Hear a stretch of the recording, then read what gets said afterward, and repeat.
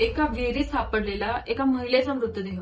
सुरुवातीला ही साधी आत्महत्या वाटते, पण जसं जसं तपास पुढे जातो तसं असं सत्य समोर येतं की अंगावर अक्षरशः काटा येईल. हा एक इन्व्हेस्टिगेशन क्राईम थ्रिलर मूवी आहे. कथेचा नायक अजीब हे त्याचं नाव आहे. अजीब हा नवीन पोलीस अधिकारी असतो. एका महिलेचा मृतदेह सापडल्यानंतर त्याच्याकडे या केसची जबाबदारी येते. सुरुवातीला सगळ्यांना ही साधी केस वाटते, पण प्रत्येक पुराव्यासोबत एक नवीन रहस्य उलगडत जातं. तपासादरम्यान त्या महिलेच्या आयुष्यातील अनेक धक्कादायक गोष्टी समोर येतात. हळूहळू ही केस फक्त एका खुनाची राहत नाही, तर समाजातील एका गंभीर आणि अस्वस्थ करणाऱ्या वास्तव्याशी जोडली जाते. अजीबसाठीही ही केस वैयक्तिक बनते आणि त्याच्या भूतकाळाशी संबंधित जखमा पुन्हा उघडतात.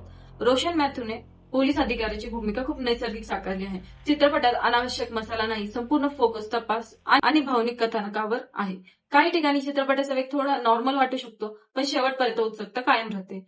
जर तुम्हाला slow burn crime thriller, investigation आणि भावनिक कथा आवडत असतील, आपल्याला फॉलो करून घ्या आणि ही मूवी नक्की बघा.